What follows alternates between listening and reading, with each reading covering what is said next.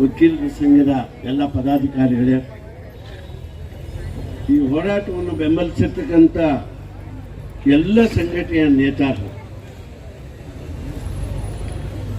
ದೇವನಹಳ್ಳಿ ಚಂದ್ರಾಯಪಟ್ಟಣ ಭೂ ಸ್ವಾಧೀನ ಪ್ರಕ್ರಿಯೆ ಪ್ರಾರಂಭ ಆದಾಗಲಿಂದ ನಾನು ಆಗಾಗ ಈ ಚಳುವಳಿಯಲ್ಲಿ ಭಾಗವಹಿಸಿ ಈ ಚಳುವಳಿಯ ಸಮಸ್ಯೆಯನ್ನು ಅಧ್ಯಯನ ಮಾಡ್ತಾ ಸರ್ಕಾರಕ್ಕೆ ಆಗಾಗ ವರದಿಯನ್ನು ಕೊಡ್ತಾ ಮಂದಟ್ಟು ಮಾಡ್ತಲೂ ಕೂಡ ಮುಂದುವರೆದಿದೆ. 842 ದಿವಸ. ಇದು ಕೇವಲ ದೇವನಹಳ್ಳಿ ಚಂದ್ರಾಯಪಟ್ಟಣದ ಹೋರಾಟದ ಮಾತ್ರ ಅಲ್ಲ, ಇಡೀ ರಾಜ್ಯ ಗಮನಿಸ್ತಾ ಇದೆ. ಸಿದ್ದರಾಮಯ್ಯನವರು ಚಂದ್ರಾಯಪಟ್ಟಣ ರೈತರಿಗೆ ಕೊಟ್ಟಂತ ಆಶ್ವಾಸನೆಗೆ ಎಷ್ಟು ಮಟ್ಟಿಗೆ ಗೌರವ ಕೊಟ್ಟು ನಡೀತಾರೆ ಅನ್ನೋದ್ರ ಬಗ್ಗೆ ಇಡೀ ರಾಜ್ಯ ಮುಖ್ಯಮಂತ್ರಿಗಳೇ ನಿಮ್ಮನ್ನು ಗಮನಿಸ್ತಾ ಇದೆ ಅನ್ನೋದನ್ನು ಮರಿಬೇಡಿ. ಪದೇ ಪದೇ ನಂಜುಂಡಸ್ವಾಮಿಯವರು ನನ್ನ ಗುರುಗಳು ಅಂತ ಹೇಳಿದ ಮಾತ್ರಕ್ಕೆ ರೈತರು ನಿಮಗೆ ಗೌರವ ಕೊಡಲ್ಲ. ಸಿದ್ದರಾಮಯ್ಯನವರು ರೈತ ಸಂಘಟನೆಯ ಮೈಸೂರು ಜಿಲ್ಲೆಯ ಪ್ರಧಾನ ಕಾರ್ಯದರ್ಶಿ ಆಗಿದ್ದರು 1980ರಲ್ಲಿ. ನಾನು ಶಿವಮೊಗ್ಗ ಜಿಲ್ಲಾ ರೈತ ಸಂಘದ ಕಾರ್ಯದರ್ಶಿ. ಆಗಲಿ ರಾಜಕೀಯ ಪ್ರವೇಶ ಮಾಡಿದ್ದೀರಿ, ಸಂವಿಧಾನಬದ್ಧ ಹುದ್ದೆಯನ್ನು ಅಲಂಕರಿಸಿದ್ದೀರಿ. ಸಂವಿಧಾನದ ಆಡಳಿತ ಸಿಕ್ಕಾಗ ಒಬ್ಬ ಹೋರಾಟಗಾರನಿಗೆ ಕೊಡಬೇಕಾದಂತ ದೀಕ್ಷೆ ಏನಪ್ಪಾ ಅಂದ್ರೆ ಸಂವಿಧಾನಬದ್ಧವಾದ ಜನಪರವಾದಂತ ಅಧಿಕಾರವನ್ನು ನಡೆಸ್ತಕ್ಕಂಥದ್ದು ಒಬ್ಬ ಮುಖ್ಯಮಂತ್ರಿಯ ಜವಾಬ್ದಾರಿ. ಇದನ್ನ ತಪ್ಪಿದ್ರೆ ಇತಿಹಾಸದಲ್ಲೇ ಸಿದ್ದರಾಮಯ್ಯನವರೇ ನೀವು ಕಪ್ಪು ಚುಪ್ಪಿಯಲ್ಲಿ ಬರೆಯಲ್ಪಡ್ತೀರಿ ಅನ್ನೋದನ್ನ ನೆನಪಿಟ್ಕೊಳ್ಳಿ. ಪೊಲೀಸ್ನವ್ರ ಇಲಾಖೆಯವರು, ಅವರಿಗೆ ನಾನು ಬಹಳ ಧನ್ಯವಾದ ಹೇಳಕ್ಕೆ ಇಷ್ಟಪಡ್ತೀನಿ. ನಾನು ದಾರಿಯಲ್ಲಿ ಬರ್ತಾ ಎಲ್ಲಾ ಕಡೆ ಪೊಲೀಸ್ನವರು ಚೆಕ್ ಮಾಡಿ, ಸರ್ ಅದು ಹೋಗಬೇಡಿ, ಅಲ್ಲಿ ಟೆನ್ಷನ್ ಇದೆ, ಹಾಗೆ ಹೀಗೆ ಅಂತ ಹೇಳ್ತಾ ಇದ್ರು. ನೀವೇ ಇದು ರಾಜ್ಯಕ್ಕೆ ಪ್ರಚಾರ ಕೊಟ್ಟಿದ್ದಕ್ಕೆ ಪೊಲೀಸ್ ಇಲಾಖೆಯವರಿಗೆ ಬಹಳ ಧನ್ಯವಾದ ಹೇಳ್ಬೇಕು. ನಾವು ಇದೇವರು ದೇವನಹಳ್ಳಿ ಹೋರಾಟವನ್ನು ಇವತ್ತು ಯಾರು ಗಮನಿಸ್ತಿರ್ಲಿಲ್ಲ. ಪೊಲೀಸ್ ಇಲಾಖೆಯವರು ನಿಮಗೆ ಅಧಿಕಾರ ಕೊಡಲ್ಲ ಇಲ್ಲಿ ಜಾಗ ಅಂದ ಕೂಡಲೇ ಇಡೀ ರಾಜ್ಯದಲ್ಲಿ ರೈತರು ಇವತ್ತು ಕೇಳ್ತಾ ಇದ್ದಾರೆ ದೇವನಹಳ್ಳಿ ಇಲ್ಲಿ ಏನಾಗತ್ತೆ ಅಂತ. ಹಾಗಾಗಿ ಪೊಲೀಸ್ ಇಲಾಖೆಯವರು ಮಾಡ್ತಕ್ಕಂಥದ್ದು ನಮಗೆ ಒಳ್ಳೆಯ ಕೆಲಸ. ನಮ್ಮನ್ನು ಸಿಡಿದು ಹೇಳ ಹಾಗೆ, ಚೆಚ್ಚು ಬರ ಹಾಗೆ, ನಾನು ಜೈಲಿಗೆ ಹೋಗ್ತೀನಿ ಅನ್ನೋ ಹಾಗೆ, ಗುಂಡು ಹೊಡಿತೀಯ ಹೊಡೆ ನನಗೆ ಅನ್ನೋ ಹಾಗೆ ಎದೆ ಕೊಟ್ಟು ನಿಲ್ಲುವಂತ ಹೋರಾಟಗಾರರನ್ನು ಸೃಷ್ಟಿ ಮಾಡೋರೆ ಪೊಲೀಸ್ನವರು. ಇಲ್ಲವರು ಎಲ್ಲರೂ ಮಾತ್ರ ಮಾಡಿ ಎಲ್ಲರೂ ಚಳುವಳಿಗಾರರು ಅಂತಾರೆ. ಆದ್ರೆ ಪೊಲೀಸ್ನವರೇ ನೆನಪಿಟ್ಕೊಳ್ಳಿ, ನಾನು ನಿಮ್ಮನ್ನು ಹೊಗಳ್ತಾ ಇಲ್ಲ. ಇದು ಬ್ರಿಟಿಷ್ ಆಳ್ವಿಕೆ ಅಲ್ಲ ಅಂತಕ್ಕದ್ದನ್ನು ಅರ್ಥ ಮಾಡಬೇಕು. ನೀವು ಮಾಡ್ತಿರಕ್ಕ ಚಟುವಟಿಕೆ ಬ್ರಿಟಿಷ್ನವರು, ಕಂಪ್ನಿ ಸರ್ಕಾರದವರು ಪ್ರಜೆಗಳನ್ನ ಎದುರಿಸಕ್ಕೆ ಮಾಡ್ತಿದ್ದಂತ ಕುತಂತ್ರಗಳನ್ನ, ಬೆದರಿಕೆಗಳನ್ನ ಪ್ರಜಾಪ್ರಭುತ್ವದಲ್ಲಿ ಮಾಡಿ ಬೆದರಿಸಲಿಕ್ಕೆ ಸಾಧ್ಯ ಇಲ್ಲ. ಬರ್ದಿಟ್ಕೋಬೇಕು.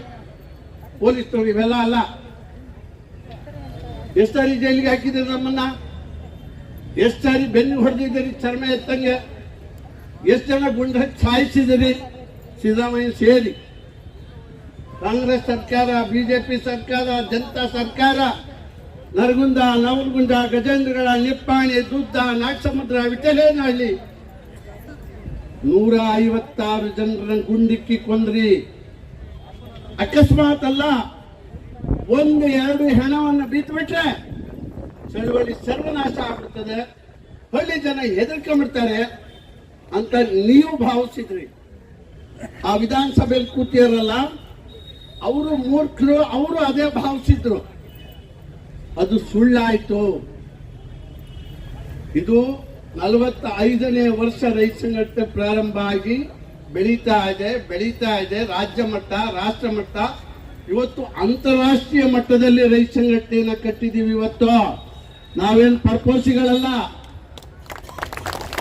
ಇಲ್ಲಿ ಚಿಕ್ಕೆ ಹೊಡೆದ್ರೆ ಇಡೀ ಭೂಲೋಕದಲ್ಲಿರ್ತಕ್ಕಂಥ ಎಲ್ಲ ರೈತ ಸಂಘಟನೆಗಳು ದಂಗೆ ಹೇಳ್ತವೆ. ಆ ಮಟ್ಟಕ್ಕಿದೆ. ಎಚ್ಚರಿಕೆಯಿಂದ ಇರಿ. ರಾತ್ರಿ ಸಭೆಯನ್ನು ಕ್ಯಾನ್ಸಲ್ ಮಾಡಿದ್ದೀವಿ. ನಿಮಗೆ ಅಧಿಕಾರ ಇಲ್ಲ, ನಮ್ದೇ ಇದು ಕಬ್ಜಾ ಮಾಡಿದ್ದೀವಿ.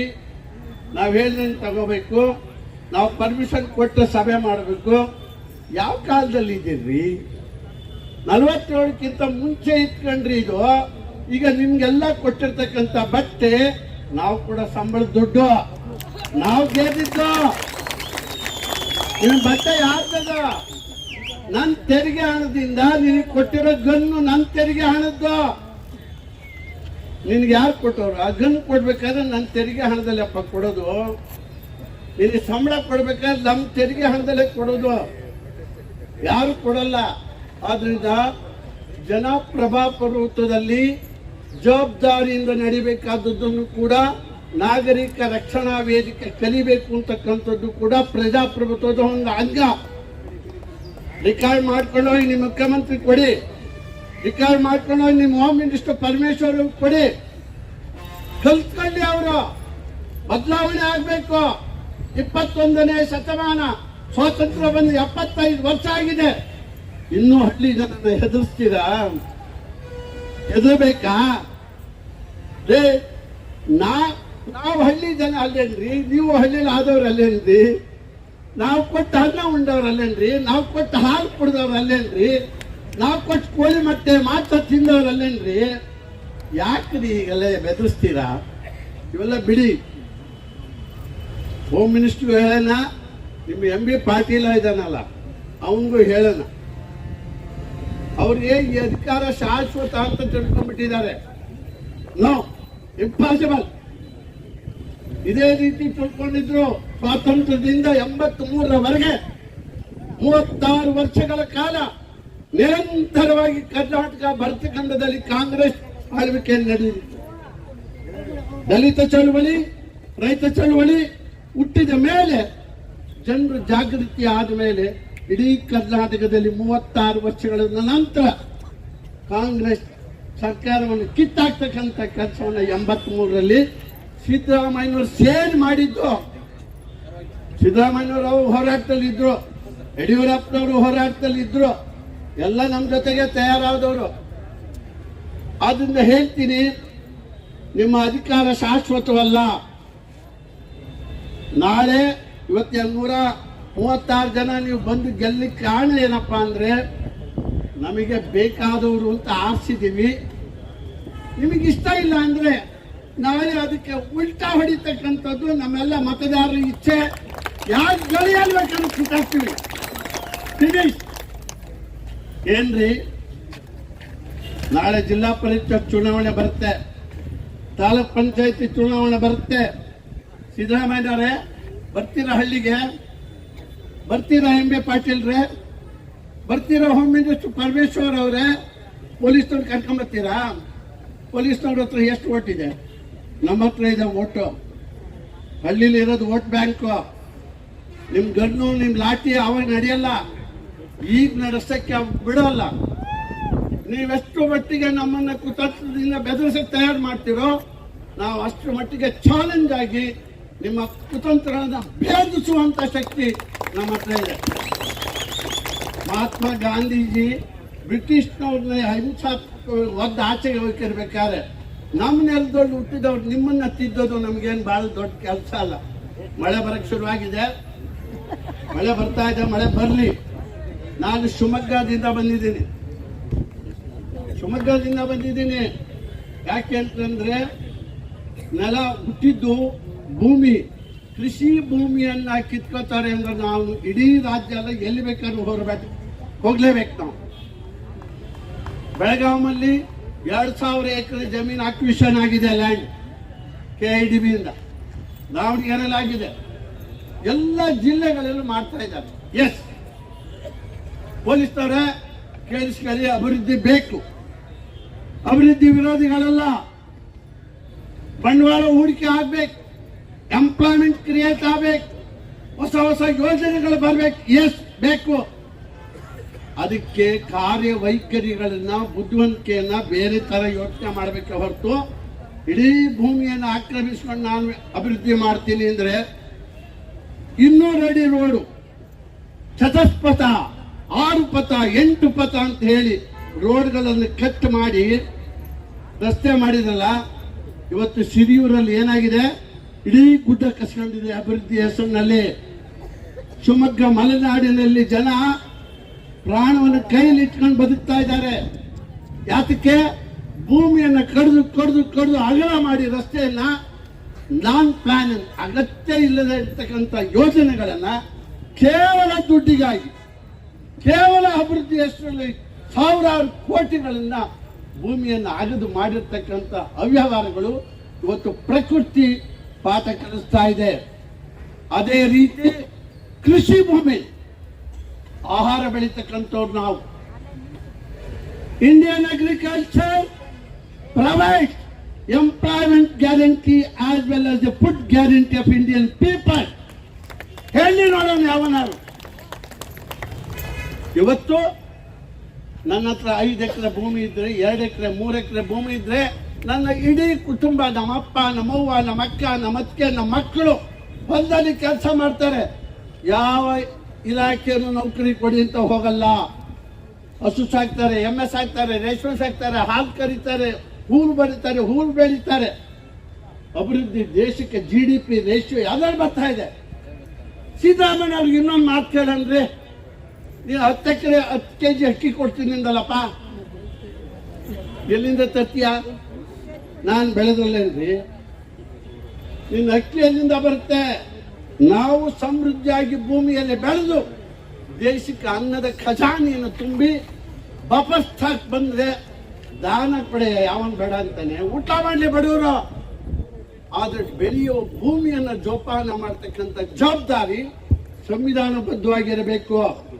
ರಾಜಕೀಯ ಚೌಲೆಗಳಿಗೆ, ರಾಜಕೀಯ ಆಶೆಗಳಿಗೆ, ಓಟಿನ ಆಶೆಗಳಿಗೆ ಮೆಹರ್ಬಾನಿ ಮಾಡ್ತಕ್ಕಂಥ ಶ್ರೀಮಂತರ ದೌಲತ್ತುಗಳನ್ನ ಶೋಭೆ ಮಾಡಲಿಕ್ಕೆ ಭೂಮಿಯನ್ನು ಕೊಡ್ಲಿಕ್ಕೆ ನಾವು ತಯಾರಿಲ್ಲ. ಅದಕ್ಕೆ ನಿಮ್ಮ ಸರ್ಕಾರದ ಕಾನೂನು ಮಾಡಿದ್ರೆ ಹೆಚ್ಚು ಗೌರವ ಕೊಡಲ್ಲ, ಜೋಪಾನ ಮಾಡ್ತೀವಿ. ಟೈಮ್ ಆಯ್ತಾ? ಎಸ್, ಬಂದ್ರ BR ಪಾಟೀಲ್ರು. ಹಾಗಾಗಿ ನಾನು ಹೇಳೋದಿಷ್ಟೇ, ಎಲ್ಲರೂ ಕೂಡ ಜೋಪಾನವಾಗಿ ಇಲ್ಲಿ ಬಂದಿರತಕ್ಕಂಥ ಎಲ್ಲರಿಗೂ ನಾನು ವಿನಂತಿ ಮಾಡ್ತೇನೆ, ನಿಮ್ಮ ನಿಮ್ಮ ಮಕ್ಕಳುಗಳನ್ನ ಮುಂದಿನ ಹೋರಾಟಗಾರರನ್ನು ತಯಾರು ಮಾಡಿ. ಇದು ಎಂಡಾಗಲ್ಲ, ಇದು ಎಂಡಾಗಲ್ಲ. ಇಲ್ಲಿ ಬಂದಿರೋರೆಲ್ಲರೂ ಕೂಡ 65 ವರ್ಷ, 70 ವರ್ಷ, 80 ವರ್ಷ, 55 ಮೇಲಿದ್ದೀರಿ.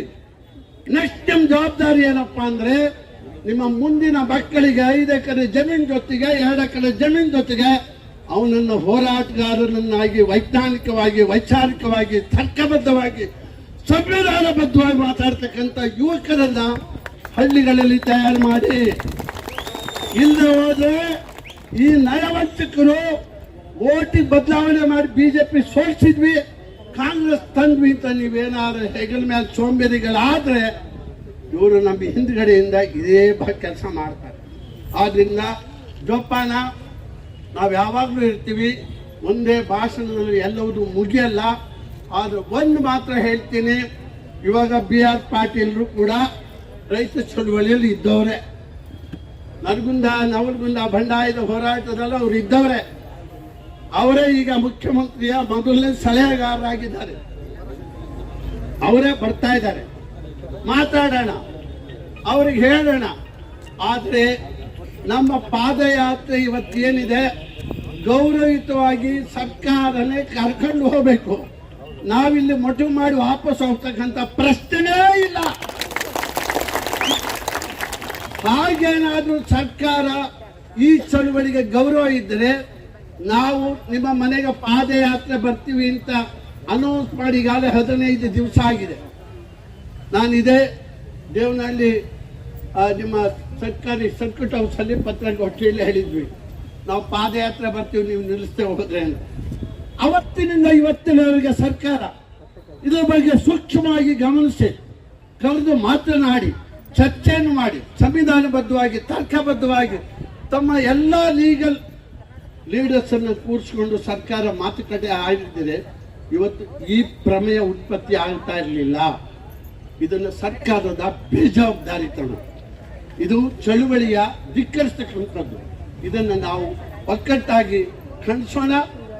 ಇಡೀ ಕರ್ನಾಟಕ ರಾಜ್ಯ ರೈತ ಸಂಘ ದೇವನಹಳ್ಳಿ ಚಂದ್ರಾಯಪಟ್ಟಣ ಮಾತ್ರ ಅಲ್ಲ, ಇಡೀ ರಾಜ್ಯದಲ್ಲಿ ಎಲ್ಲೇ ಭೂಮಿ ಸ್ವಾಧೀನ ಮಾಡಿದ್ರು ಕೂಡ ನಾವು ಹೋರಾಟವನ್ನು ತಗೊಳ್ತೇವೆ, ಭೂಮಿಯನ್ನ ರೈತರು ಉಳಿಸ್ತೀವಿ ಅಂತಕ್ಕಂಥ ಮಾತನ್ನ ಹೇಳ್ತಾ, ಜೊತೆಗೆ ಭಾರತ ಸರ್ಕಾರಕ್ಕೆ ಒಂದು ಎಚ್ಚರಿಕೆ ಕೊಡಲೇಬೇಕು. ಭಾರತ ಸರ್ಕಾರ ಏನು ನಮ್ಮ ಅಪ್ಪನ ಮನೆ ಮಗನ ಪ್ರಶ್ನೆ ಅಲ್ಲ. ಅದು ಏನು ಹೇಳ್ತಾ ಇದ್ದಾರೆ ಪ್ರಧಾನಿಗಳು, ಬನ್ನಿ ಬನ್ನಿ ಭಾರತ ದೇಶಕ್ಕೆ ಡೈರೆಕ್ಟ್ ಇನ್ವೆಸ್ಟ್ಮೆಂಟ್ ಪ್ರೋಗ್ರಾಮ್, ನೇರವಾಗಿ ಹಣ ಹೂಡಿಕೆ ಮಾಡ್ರಿ. ಎಲ್ಲಿ ಕೃಷಿ ಕ್ಷೇತ್ರಕ್ಕೆ ಬಂಡವಾಳ ಹೂಡಿ ಅಂತ ಹೇಳ್ತಾರೆ ಹೊರತು ಬೇರೆ ಹೂಡಿ ಅಂತ ಹೇಳ್ತಾ ಇಲ್ಲ ಪ್ರಧಾನಮಂತ್ರಿಗಳು. ಇದನ್ನು ನಾವು ಸೈಮಲ್ಟೇನಿಯಸ್ ಆಗಿ ಪ್ರಧಾನಮಂತ್ರಿಗೆ ಹೇಳೋಣ, ಈ ರೀತಿ ಕೃಷಿ ಭೂಮಿಯನ್ನು ಟಾರ್ಗೆಟ್ ಮಾಡಿ ಯೋಜನೆಗಳು ರೂಪಿಸ್ತಕ್ಕಂಥದ್ದನ್ನು ಮಾಡಿದರೆ ಭಾರತದಂಥ ದೊಡ್ಡ ಭೂ ಪ್ರದೇಶ ಮಲ್ಟಿನ್ಯಾಷನಲ್ ಕಂಪ್ನಿಗಳ ಕೈವಶಾಗ್ತದೆ. ಆಮೇಲೆ ನಾವೆಲ್ಲರೂ ಇವರದ್ದ ಜೀತಕ್ಕೆ ಇರಬೇಕಾಗತ್ತೆ. ಇವರು ಕೊಟ್ಟ ಕೂಲಿಗೆ, ಇವರು ಕೊಡುವ ಅನ್ನಕ್ಕೆ, ಅವ್ರು ಕೊಡ್ತಕ್ಕಂಥ ಕಾಸಿಗೆ, ಕುಡಿಯುವ ಹೆಂಡಕ್ಕೆ ನಮ್ಮೆಲ್ಲ ವಂಶ ನಿರ್ವಂಶ ಆಗುತ್ತೆ. ಎಚ್ಚರಿಕೆ ಇರಬೇಕು. ಈ ಕೆಲಸವನ್ನ ಇವತ್ತು ಸರ್ಕಾರಕ್ಕೆ, ಮುಖ್ಯಮಂತ್ರಿಯವರಿಗೆ ನೇರವಾಗಿ ಹೇಳೋಣ. ನಾವು ಇದರಿಂದ ಹಿಂದೆ ಸರಿಯುವ ಪ್ರಶ್ನೆ ಇಲ್ಲ ಮುಖ್ಯಮಂತ್ರಿಗಳೇ ಅಂತಕ್ಕಂತ ಹೇಳ್ತಾ ನಾನು ಮಾತು ಮುಗಿಸ್ತೇನೆ. ಧನ್ಯವಾದ, ನಮಸ್ಕಾರ. ಧನ್ಯವಾದ.